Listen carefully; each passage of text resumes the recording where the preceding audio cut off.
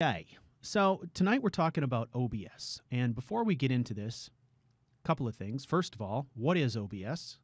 Open Broadcasting Software. It is a open source streaming and recording software. There are a crap ton of features in it. It's quite powerful for open source. It is absolutely free, and it is available for Windows, Linux, and Mac OS. Now, I have more experience with this product on Mac than I do Windows. Obviously, for this to work, the software needs to be loaded on whatever machine you're going to be either streaming or recording from, depending on your setup, whether it's strictly hardware or software. Let's just say mileage may vary depending on how you're set up. Okay, so there's a couple of, I think, important caveats to mention tonight. The first one is that I am not by any means an expert in OBS. There's a lot going on in the tool, and I have just recently migrated from the Mac version of this tool to the Windows version of this tool, and there are some differences. I'm going to cover what I can. I'm going to share with you my understanding of OBS, and my understanding of OBS is also particular to how I tend to use OBS. So what I have determined through my own experimentation is that I get much, much better results if I'm recording using the software that came with my recording device. Now, when I use OBS, I use it primarily for live streaming, and primarily for live streaming things like the podcast, for instance. And when we were doing live role play, when we were playing Pathfinder, that was all done with OBS. And OBS is extremely powerful, lets you set up these really cool scenes, do a lot of really interesting things. But what I have discovered is that because I am using an Elgato hardware device for doing my recording, I get much better quality recordings when I use the software that actually came with the device. So I do not use it typically for streaming game content, and I do not use it for recording content. But we'll go over those settings as well, because as I said earlier, depending on what your setup is, mileage may vary, right? You may get great results depending on your particular setup. So a lot of what we're going to talk about tonight is going to be specific to the way you're operating. So just keep that in mind, all right? Okay. Now, another important thing to mention here is that I am currently streaming using my Elgato software, and I'm going to be launching OBS here so that we can look at it.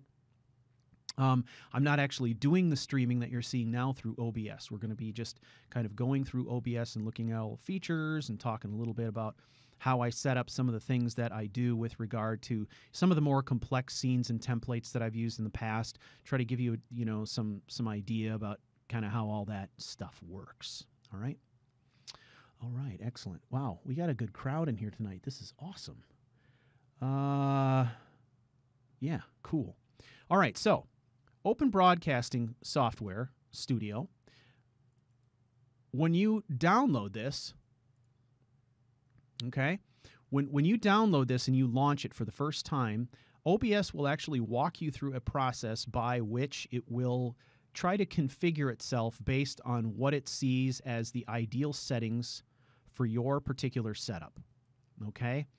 And one of the things that it does right away is it asks you if you want to configure it for streaming or for recording. And it's a binary decision. You got to pick one or the other.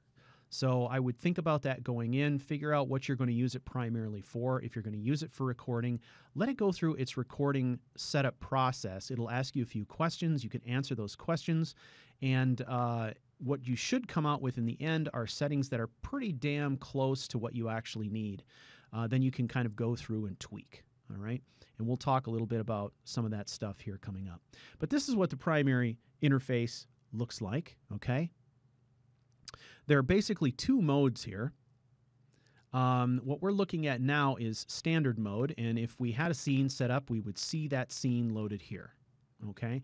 Then there's also studio mode, Studio mode is quite handy, and I use this extensively, particularly when we're doing podcasting and when we were doing Pathfinder role-playing game.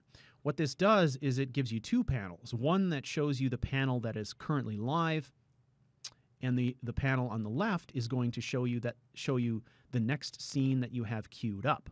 So what this allows you to do is kind of monitor sort of one step ahead. You can be loading scenes over here and then hit the transition button, and then it smoothly transitions to the new slide, and that's what your viewers see. So your viewers are seeing what is in the right-hand pane, and you are seeing what's on deck in the left-hand pane, if that makes sense.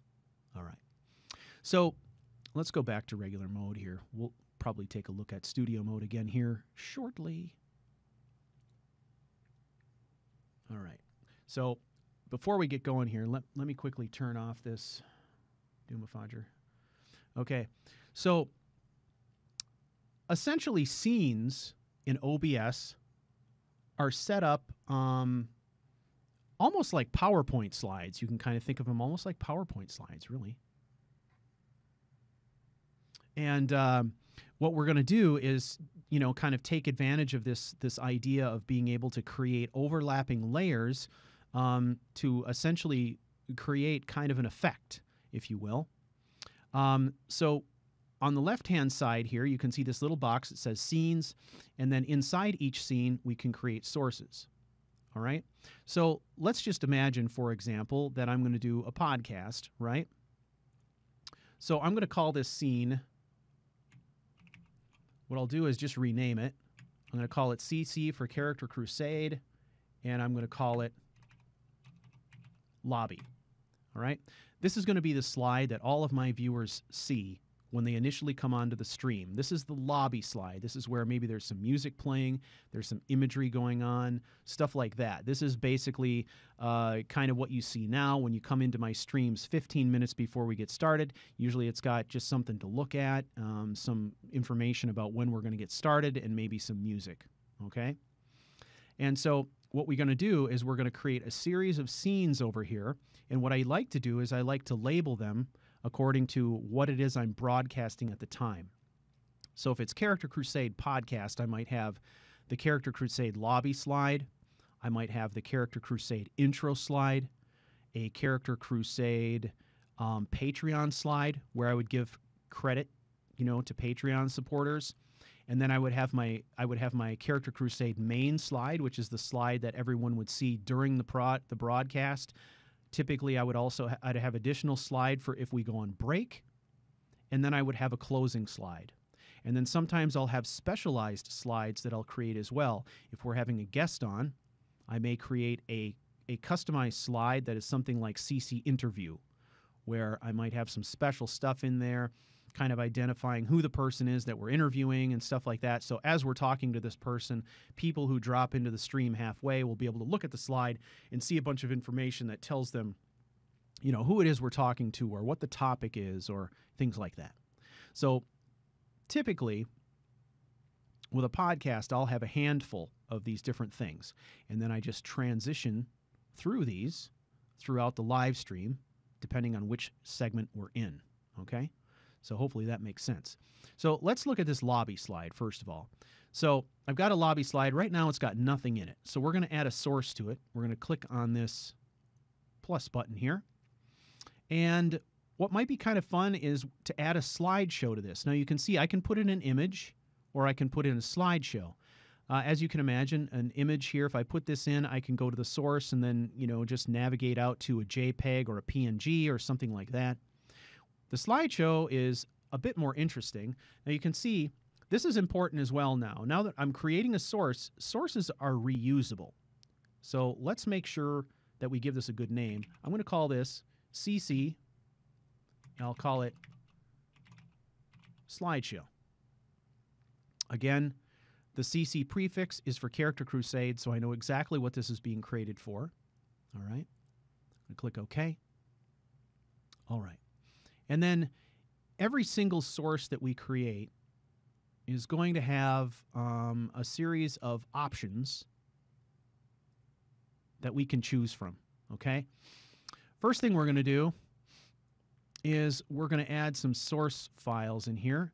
And instead of specific files here, what I'm going to do is add a directory. Now, I've already bundled up a whole bunch of slides in a directory that I'm going to use. Navigate out to that directory, which is currently located under Twist, Slides. Select that folder. All right. Now we can see them come in. I've set it to loop, and then we can set things like the transition speed, what the transition style is, fading, swiping, different things like that, cutting. I like fade. I almost always use fade for everything. All right. And then we have it set to automatically advance.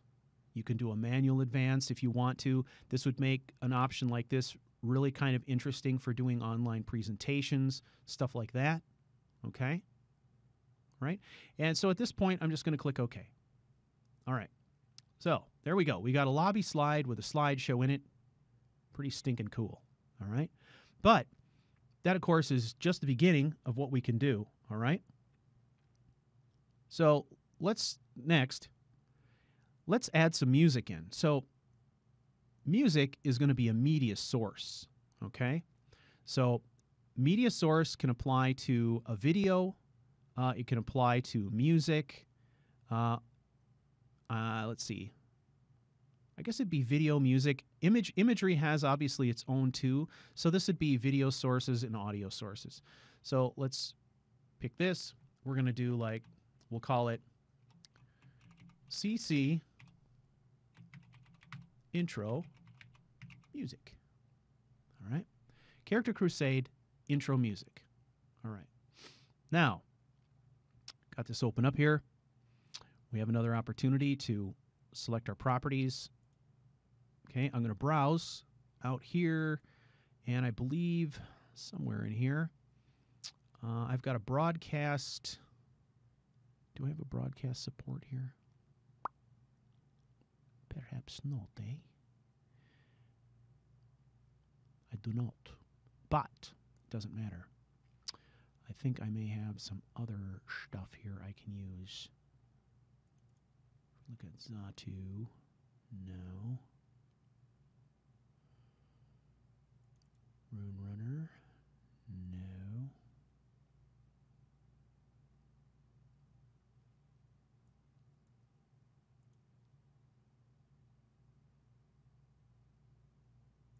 All depends on where I store this stuff, doesn't it?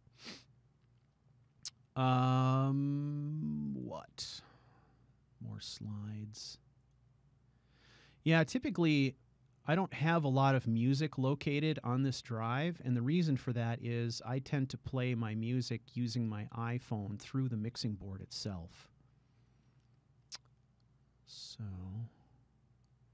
let's go up here. I don't think I have anything in there either. Nothing there. But you get the idea. All I'd really do here is I can pick a WAV file, an MP4 file, an AVI file, an MOV file, an MP3, okay? I select the file that I want, and it loads up here, and then I can set it to loop. Basically, what this means is what's going to happen is when we transition to the lobby slide, okay, what's going to happen is the music is going to automatically play as soon as the slide loads. And then when it hits the end, it'll loop. If I don't want it to loop, I just leave that unchecked, okay? So really straightforward, simple stuff, okay? Now, if you'll notice, what happens here when we add this in is it adds a volume bar down here for CC intro music. And this is the volume that applies specifically to that source that we just entered. So during a broadcast, I can mute it. If it's looping, I can mute it. Or if I don't want to mute it, I can fade it out gradually, and I can talk over it, and I can fade it back in just by sliding up and down here, okay? It's just, it's dead simple. And we're going to get an additional bar down here for every bit that we add to this, okay? So I don't think that I have any sample video, but let's try. Let's just look and see if I do. So let's call this one CC Video.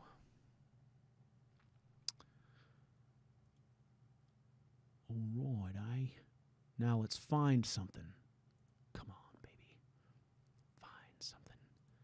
Let's try. My microphone is giving me trouble here. We'll use wildcard. I don't know if I have anything stored on here or not. Kind of tend to put it on external drives, but okay, here's a few things. Some really long stuff. Segment.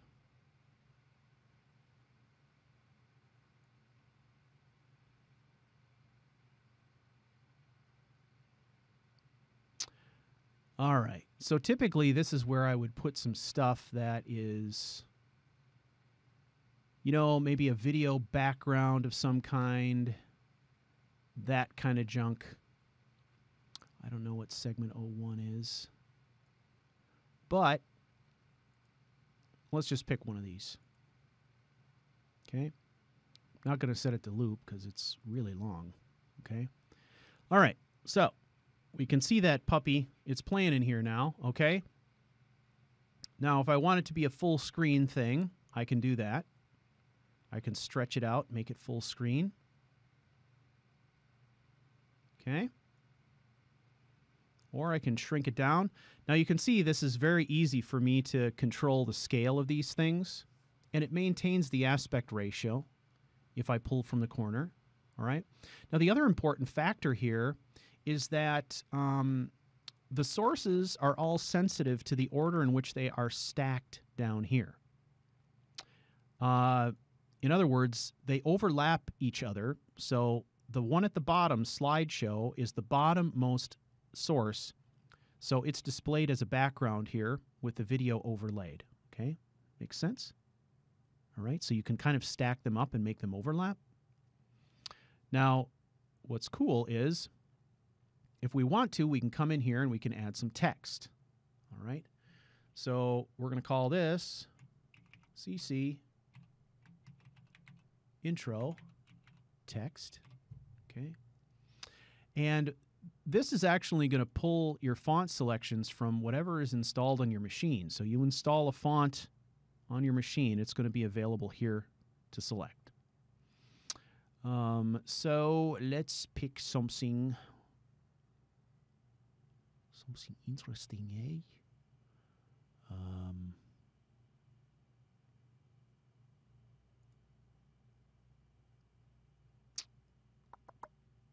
Perhaps, I don't know. This is a test. Hello, world. Okay. All right, you can select the color here. All right. You can change the opacity, create a gradient, all kinds of things you can do here. You can play around with this. Okay. All right, so we can see my text now. Now I can resize that. Now I've got an overlay on top of my video. So you can kind of see how things are stacking here, right? We get our intro text. Underneath that is our video. And finally, underneath that is our slideshow. And then we've got our intro music, which is doesn't really, order doesn't really apply there at all. It's just playing in the background, right? So that's kind of how that works. You can stack them up. Now, what's really interesting about this is when you start thinking about the effects that you can get by combining sources, all right, and combining sources along with things like pre-prepared images. So one of the things that I think is a really cool trick that I will often do is I will create a JPEG file or a PNG file. Usually I work in PNGs, and there's a reason for that. So let's move the slideshow up to the top of the stack once, and you can see how it overlaps everything there. So what I can do is I can create a PNG file that is all black, just opaque black. And then I can insert that as an image layer. And I can start, basically, if it's all black, I can resize it to kind of any dimensions that I want to. I can make it into a thin vertical or horizontal strip. I can stretch it out to fill the entire screen, right? So I have this flexible image that I can use to make borders around things and stuff. So if you haven't seen it, maybe go back and take a look at one of the videos from our Pathfinder series. And basically in those, we had most of the screens divided up into 3 or 4 different areas. And that was all done with a single PNG, black PNG image that I put in multiple times and then used it to frame things up and then position things inside it. So there's a lot that you can do with that, all right? That's a very powerful thing, I think. All right? So obviously we've got all this stuff covered, all right? We've got a slideshow. We know how to put in images. We know how to put in sound and video. We know how to do text overlays, okay? Now the next thing is if you're going to do stuff like you're going to capture some video, right? So what you want to do is get a game source in here of some kind. You can do game capture. There's a couple of different ways that you can get your game footage in here. One of them is to use game capture. In my case, if I'm using OBS with my game capture device, I would come in here and I would select game capture. And I'd probably give this a name like Elgato. That's a device that I use. Okay.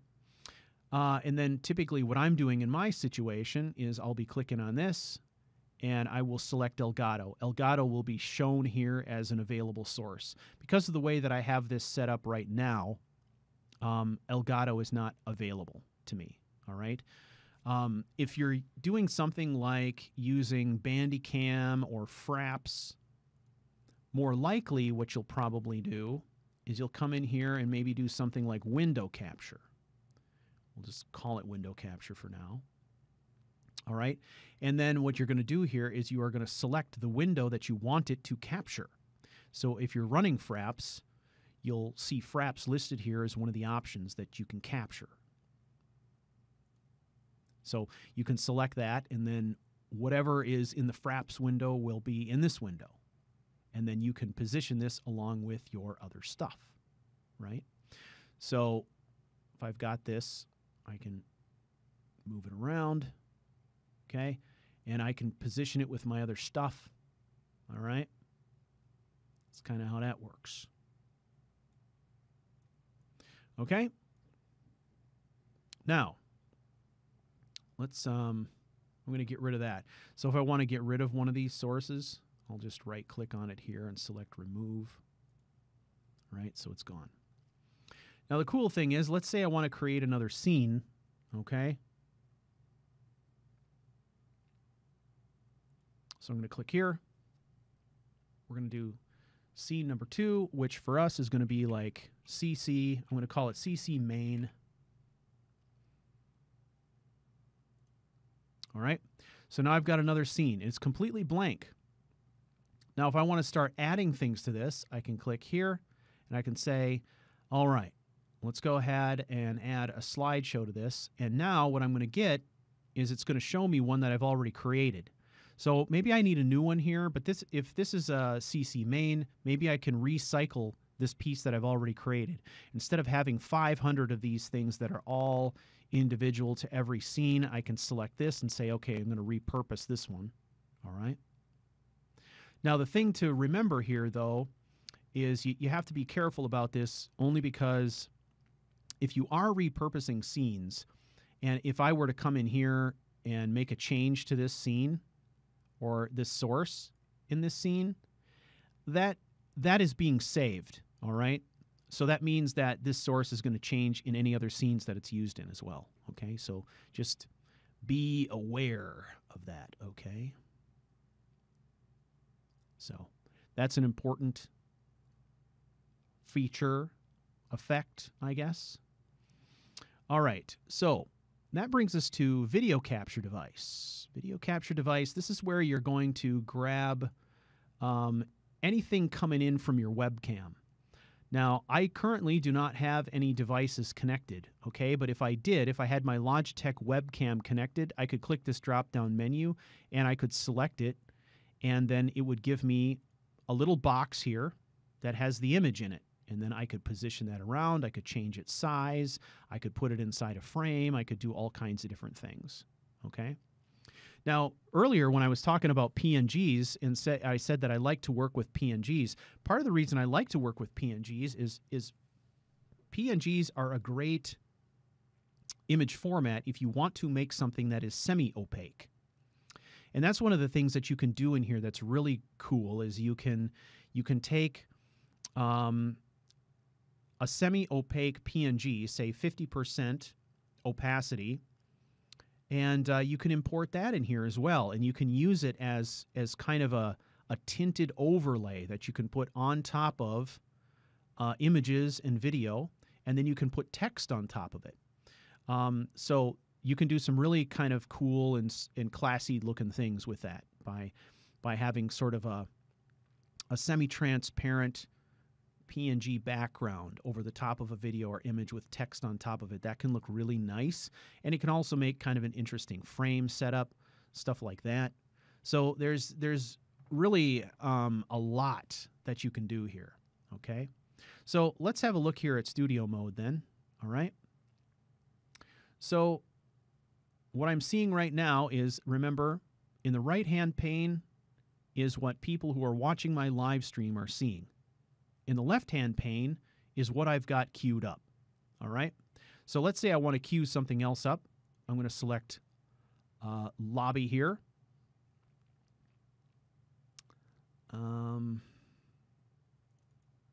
Okay. Let's look at video slideshow.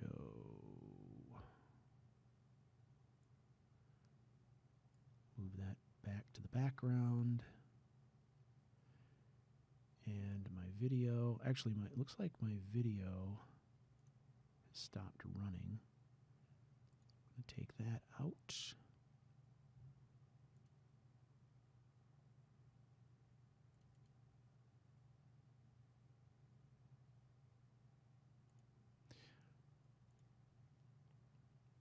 Okay, well, my video stopped for whatever reason.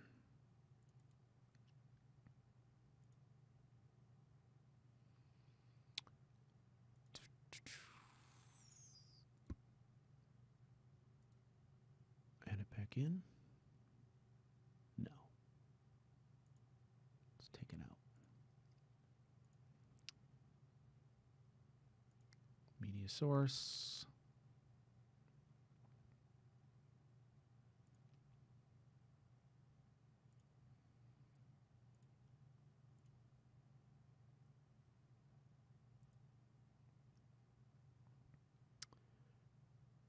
Oh, maybe it's repositioned somehow.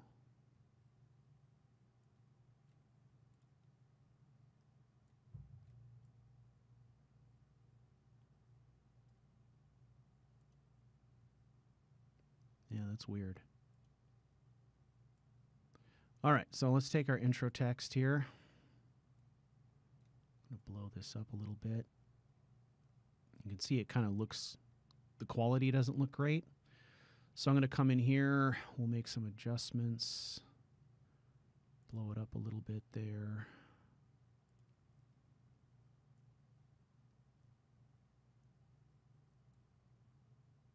Sometimes you got to select it in the sources options before you can edit.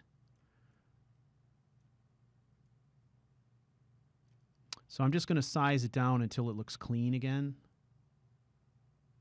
Now you can make very large text that looks clean, but you got to give it a specific font size inside the settings for this, okay, in order for that to work. Okay. Answer to your question, Open World, is that the audio does mix, okay? So if you've got a bunch of audio sources in here, they are going to mix with one another. They're going to overlap, So something to be aware of there, I guess. Okay, so I've got one slide here. This is what my viewers are seeing. This is what I've got queued up, and I just hit the transition button, okay, and it switches over. All right. If I want to advance another one, I select my scene over here that's going to be next. As soon as I click on it, it puts it on deck, okay? And then I make my transition, okay? They look kind of the same, obviously, right now because they're using the same source for slideshow, right? But you kind of get the idea. So I like using studio mode when I'm live streaming just because I can prep something over here. So there are times when we want to do something on the fly, and I may have the basics of the slide set up, but I may add some additional text, or I may add a URL, or I may add some kind of message like we're going to get started soon or whatever, and then I can smoothly transition. If I were outside of studio mode, when we're not using studio mode, everybody is seeing what is here. Okay, so if I make a change to this slide and I start moving text around and I start shifting images and I start doing work in here, all of your viewers are going to be able to see you moving things around, and they're going to be able to see what your mouse is doing and all that kind of stuff. If you want to hide that from viewers, you can use this option, and this will allow you to just kind of create something without them seeing it and then smoothly transition over to it. Okay, hopefully that makes sense. Okay. Great. So let's quickly have a look in here. Audio input capture. This is where you could have an outside microphone, perhaps. I never use that feature. Browser source is another interesting one. We've used it in the past where when we've had an interview, basically what this does is it'll insert a little browser window. You can put in a URL. All right. So let's add a browser source. And we'll do something like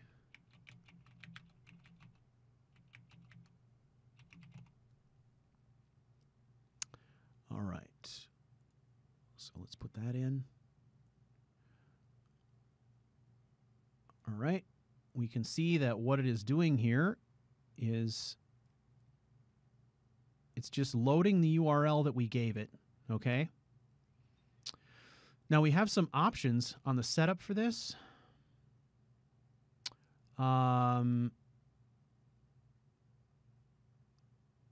Okay, so we can kind of change the aspect ratio here. FPS, I'm not sure why you do that. I don't know that that's necessary. CSS, this is basically style sheet code. I've never really seen a reason for that either, although there are some things that you can do using this browser plugin. You can insert code into this CSS field that will do some kind of interesting and funky things. So there are some services, some third-party services that will allow you to do things like track people who've given you a Twitch donation, right?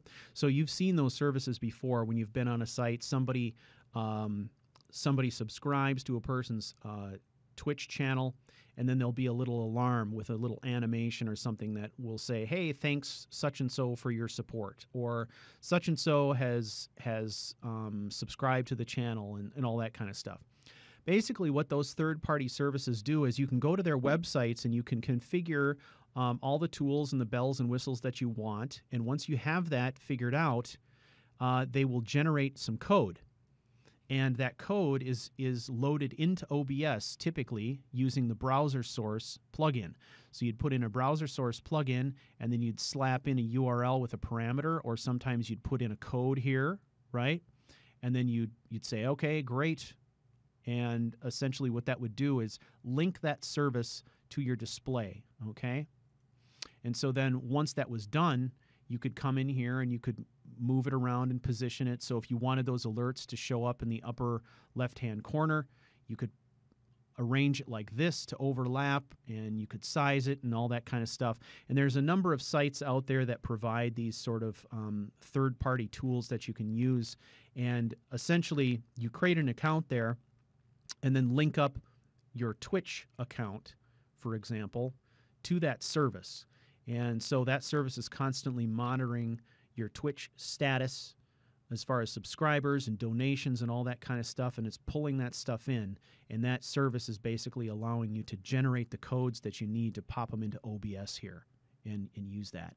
I've played around with that stuff. I've never used it. I've never used it in a stream. I've played around with it to see how it works, and there's some interesting stuff there, but I'm not a huge Twitch streamer, at least not yet. So I don't really... I haven't had occasion to use it. So, but that is something that you might be interested in if you're going to be doing a lot of streaming. Okay. So let's remove browser source. So the question is, can you create different sets of scenes? Not that I'm aware of. What I do is I create different scenes with a prefix on them. So I use CC to say these are all of my Character Crusade scenes, and then I will create scenes for CouchWarrior TV, and I'll put a prefix on those that'll be something like CWTV, and then I'll give them a meaningful name. And then what I'll do is kind of stack all of the scenes that go together next to each other so that I can easily transition between them, and then I give them clear labels so I know which one is the intro, which one is the which one is the lobby slide, which one is the break slide, all that kind of stuff. That's how I've typically done it. Now, there may be a way that they can be grouped together. If there is, I'm not aware of it.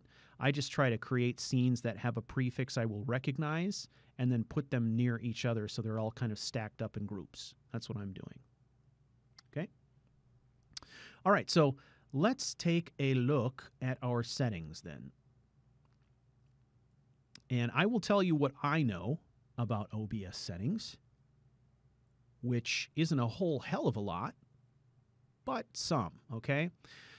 Usually, there is not much here on the General tab that I touch. Generally speaking, I leave most of this alone. The one thing I do like to do is basically come in here and change it to a dark theme, okay? I like the dark theme, but not everybody does. Okay. Now, under streaming, this is where you're going to put in your streaming service. So this is where you're going to add in Twitch, YouTube. You can use restream.io if you want to stream to more than one service at a time. I do have a restream.io account, but I do not always stream to Twitch. Especially since the streams that I do tend to be private streams and not public streams. Restream.io doesn't do me a lot of good at the moment, just because I haven't taken the time to figure out if it's possible for me to stream privately on Twitch and how to do that. So for me, I'm just trying to keep it simple right now. That may change if I ever get to a point where I've got lots and lots of Patreon supporters that I need to stream to, and people have Twitch as their preferred service. I may look into that a little bit more. But typically, I'm just going to YouTube. So you're just going to put in your stream key there. If you're a YouTuber, your stream key can typically be found if you go to your channel studio page and then go down to live streaming. You'll be able to find your stream key on that page, and you just paste it right in there, okay? All right. That brings us to output, all right? Now, what we're looking at here is when I installed OBS on this system, I basically told it just to optimize for streaming and let it go through the defaults. And this is what it gave me, okay? So we can take a look at this. So video bitrate, all right? This is important. And you know what? Before we look at that, I'm thinking that let's look at the video tab first, okay? Let's look at the video tab first because there's some things here that are going to impact what we do later, all right? So typically when we're streaming, we want to stream for whatever we think the best quality is that we can get consistently for the viewers that are watching our streams, and it's kind of a delicate balance here. Generally, when you're streaming, the recommendation is that if you're playing your game at 1920 by 1080, which is what I do, that you reduce your output scale from 1080p down to 720p, which for us, so it would look like this, all right? So I'm playing the game at 1080p, but I'm streaming at 720p, all right? And that conserves bandwidth, I guess, among other things.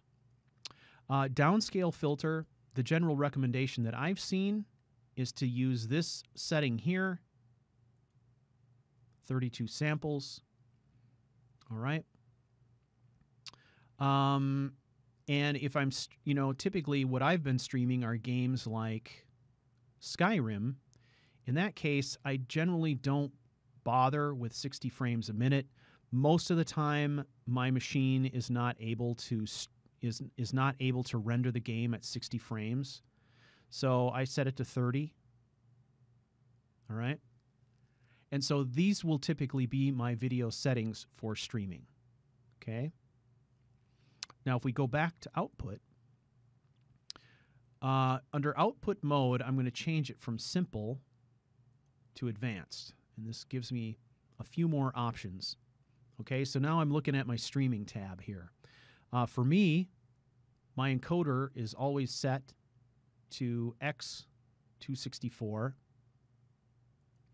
And the machine that we're looking at right now, this system is my gaming system. I usually do not stream directly from the system. As I said, the signal is usually going out from this system into my video capture device and into a second system, either Mac or Windows, that's doing the video capture. So the actual system that is doing the video capture and doing the streaming does not have an NVIDIA card on it. All right. So the encoder setting that we're seeing here, this setting here, NVENC, is specifically for NVIDIA. So usually when I'm streaming, I'm using X264. All right. Enforce streaming service encoder settings.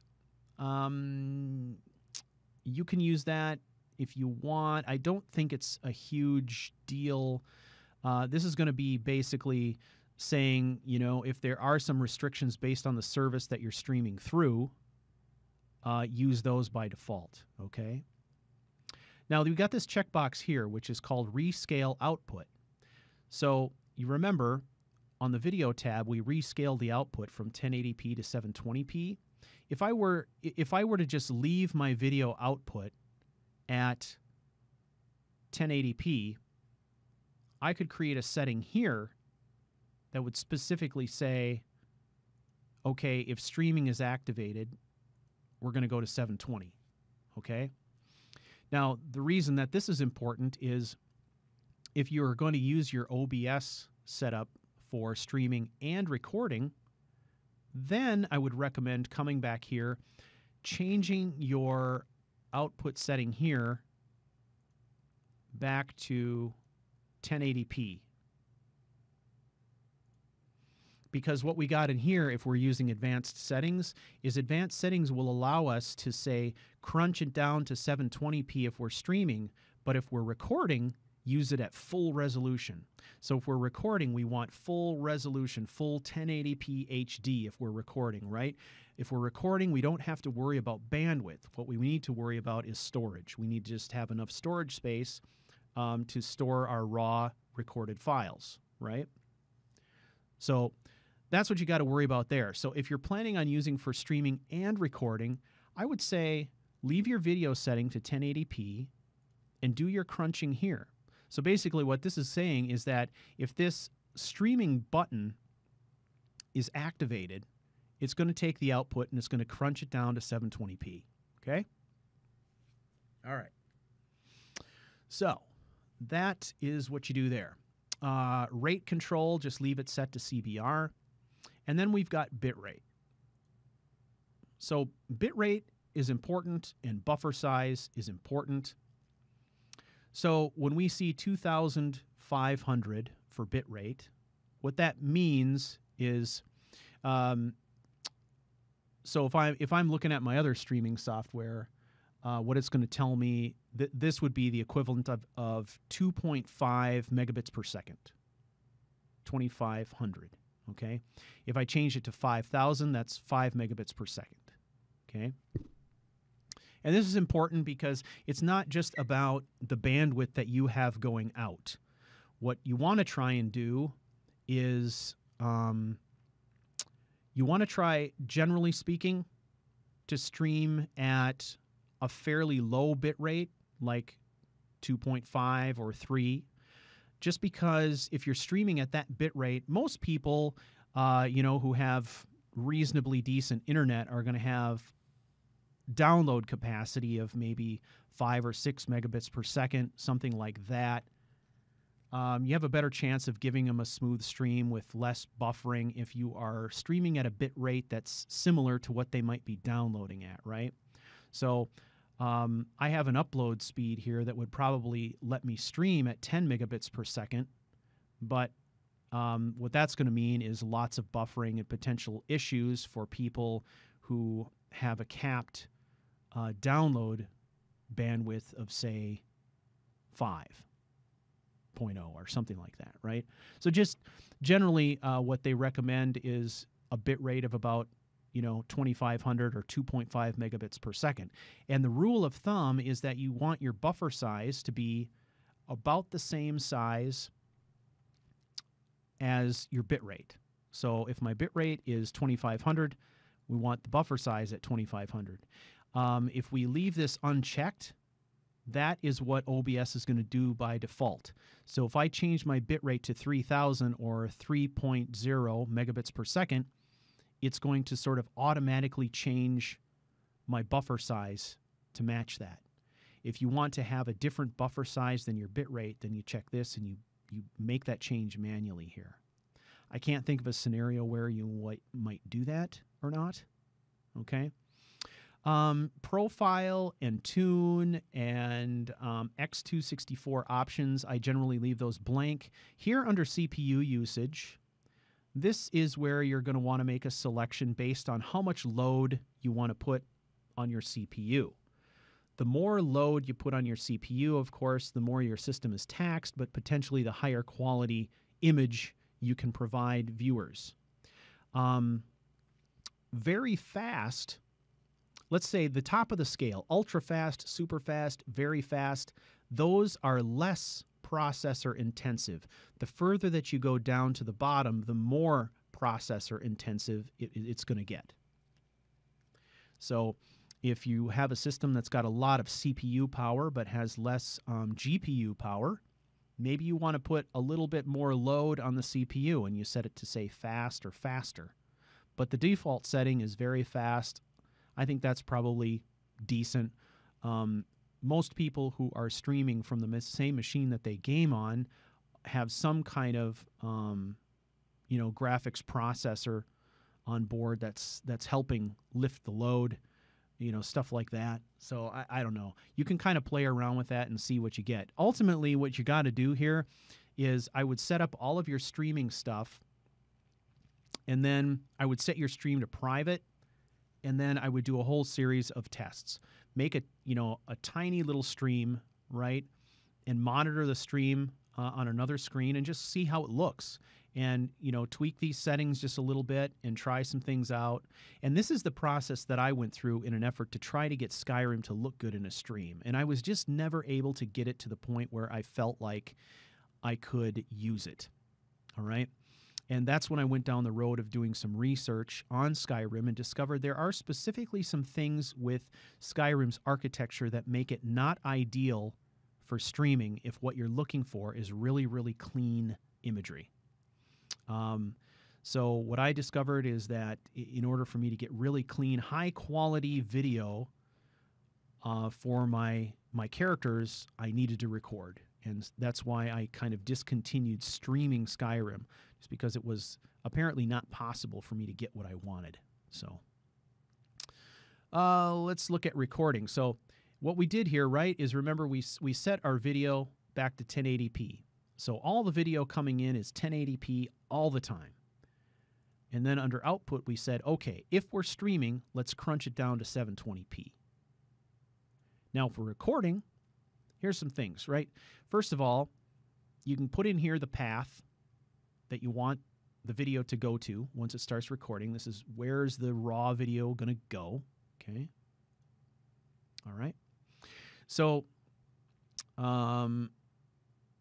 generate file name without space. That's not really that big a deal. What this is going to do is it's automatically going to name the file for you and drop it in there. It's going to be dated with whatever the date was associated with when you started recording it.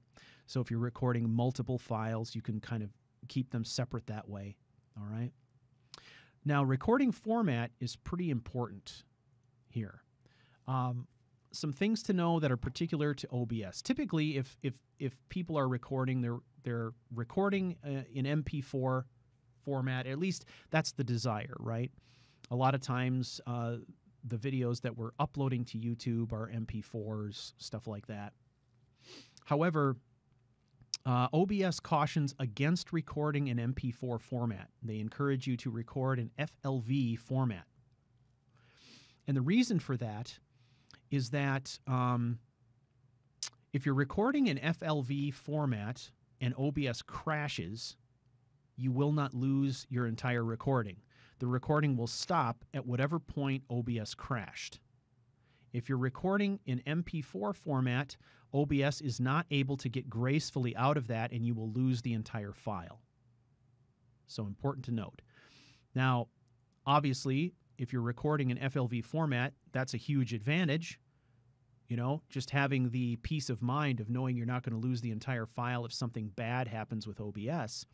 However, what I've discovered is that I'm using Adobe Premiere to create my videos, and Adobe Premiere is not able to read FLV files natively. So in order for me to create videos from FLV files, I have to have another way to convert them to MP4 files into a format I can use, okay? So what that means is you're going to have some method for doing that unless your video editing tool of choice is able to import and take advantage of an FLV file. Mine is not, and I'm using Adobe Premiere. So I did some sample recordings in FLV, and I was forced to use a conversion tool to make them into MP4s so that I could put my videos together. Okay. Stream encoder. So for the encoder, you can see the default is just saying, hey, you know, take whatever I used as my stream encoder and then also use it as my video encoder. I think that's pretty safe to leave it that way. All right. And then audio, I rarely worry about this. I just stick with the default bit rates here, okay? Replay buffer, I never touch replay buffer, all right? That's what I do. So under audio, this is also where we can see our default sample rate, 44.1 kilohertz, which is going to be pretty standard kind of stereo quality. I think you can stick with the default there. But this is also where you would select your microphone. So if you've got a microphone hooked up and you want to capture audio from your microphone, then you'd add that in here, okay? So I've taken mic auxiliary audio device and I've added my microphone to that. I click OK. Okay. And now we can see that listed here. So essentially, what I've got here is this is my video capture device. If my video capture device has a microphone on, I can opt to take audio from that, or I can have a microphone hooked up here.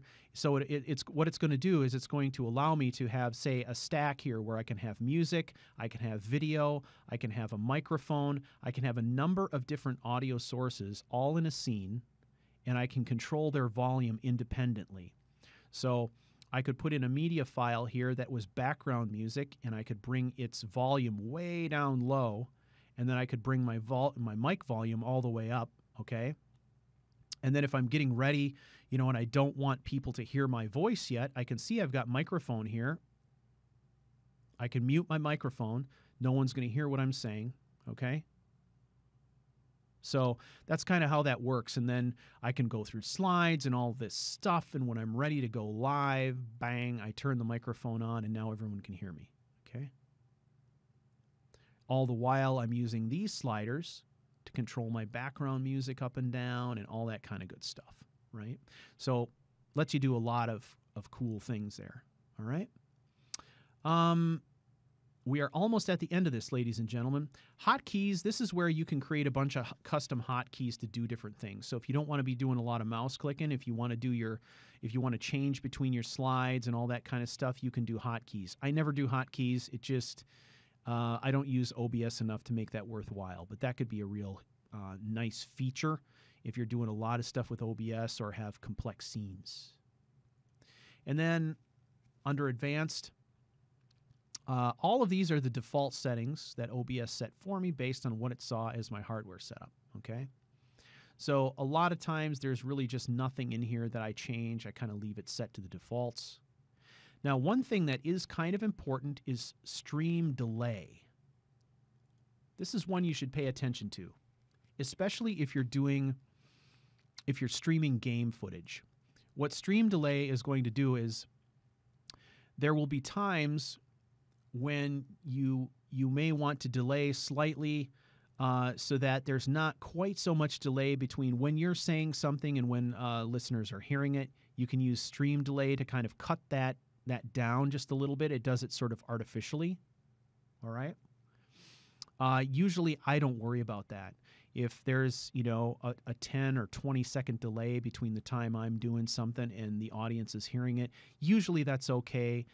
In the context of a live stream, it doesn't make that much difference.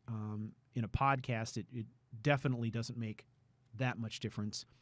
Whether or not you use that may depend mostly on whether or not you're going to be doing any live interaction with the audience. If you're going to be polling the audience, asking them questions, and you're looking for immediate responses, you could play around with that just a bit to try and, I don't know, make it a little bit closer. All right. So let's take a look at something here. I'm going to put in game capture. Okay. Okay, so I don't know if I can show you this or not. I'm going to try. Okay, here, this is important now too. Last thing I'm going to show you. If you are streaming games using OBS, one of the things you're going to want to check out before you go live is come in here and do Edit, Advanced Audio Properties. And the reason that this is important is that there can be a significant delay between your game video and your game audio. So one of the things that I've done in the past is, for example, with Shadling, I would start up a Shadling stream, and then I would have Shadling just sit there, and I would cast Frost Nova spells, and then I would take a look at how much time passes between the point I see him release the spell and I actually hear the sound in the stream. And then what I would do is come in here, and I would make some adjustments to this time. Not here. I would do the over here in milliseconds, okay? And I would keep tweaking that until his hand movement jived exactly or synchronized exactly with the sound, okay? And that's a step that you're going to have to go through for the most part. Especially, I guess, the more intense the game is, the more likely you're going to have some delay there. Typically, what I saw in milliseconds is like around 14,000 milliseconds. So I would come in here and I do like that, all right? I'd save this. And all of this is, I'm doing all of this while the stream is running, okay? And so I'm listening to my own stream, and I'll hear a little pop as the thing makes a sound adjustment, and then I'll hold down that fire key again, and I'll do another Frost Nova, and I'll see if it's close. If it's not quite there yet, then I'll come back in here. I'll go back to my advanced settings, and I'll tweak it a little bit, say down to 12,000 milliseconds, and then I'll try it again until I got it right. So you just got to get the feel of it. What your setting is going to depend completely on the game that you're playing, the other OBS settings that you have, and then your particular bandwidth, you know, that you have through your provider, whatever that is. All of these different things can affect what that delay is. So you're going to want to check that each time just to make sure that everything's in sync. And the easiest way I found to do that is to take the character and just have them cast a spell or swing a sword at a rock, you know, the kind of thing where you can see the puff of dust and you can hear the clang, so you know exactly the precise moment at which that sound needs to happen, and then just adjust those settings. Okay? So that's basically what I know of OBS, ladies and gentlemen. Like I said, I use it primarily as a tool for doing things like podcasting. I do not use it for streaming games, just because I get much better results using the software that came with my capture device. But OBS is certainly a wonderful tool to use for streaming game footage, and many, many, many people do it. It's full of features that you can use to do all kinds of things that typically a lot of other streaming software just can't hold a candle to. So I definitely recommend you get in there and try it out. Plus, it also doubles really, really well for some other cool things. One of the neat things about this is I've been able to create slides that, you know, had as many as 3 cameras in them at the same time, plus game footage. You know, I was able to do some really sophisticated things. If you want to see some great examples of what the capabilities are of OBS in a fairly complex setup, go and check out any of the CouchWarrior TV Pathfinder videos out there. And you'll kind of see what it looks like in an environment where we're doing live role play and we've got multiple cameras going at the same time, with lots and lots of different overlay features and stuff like that. That'll give you probably the clearest or most complete picture of the kinds of things that can be done with OBS in overlapping images, frames, and video sources. So I hope that this has been helpful to all of you guys. I know there's a lot more going on in this tool than I've been able to cover, but what I've tried to show you is what I know anyway. And hopefully that's helpful. What I'm going to do now is I'm going to break off this stream, okay, which means I'm going to shut this stream down, and I'm going to start a new stream with a brand new stream address, and we're going to play some Firewatch. Now, the reason that I'm doing that is that those of you who are in here right now are in here because you are contributing to CouchWarrior TV at a level that has given you access, okay? We are going to invite all Patreon supporters into the Firewatch stream. So that Firewatch stream needs to have has to have a different URL. So I'm going to shut this down. We're going to start up a new URL with Firewatch, and then I'll distribute the URL to everyone in the usual way. So through Patreon and also on Discord. So if you want to come in and join in that, that's just be some casual role play gaming live stream featuring Firewatch. So, all right. I think we're close here. All right. So let's go ahead and do that. I will see you guys all in about, I would say about 10 minutes. All right. Thank you all for coming. I really do appreciate all of your support, and I will see you soon.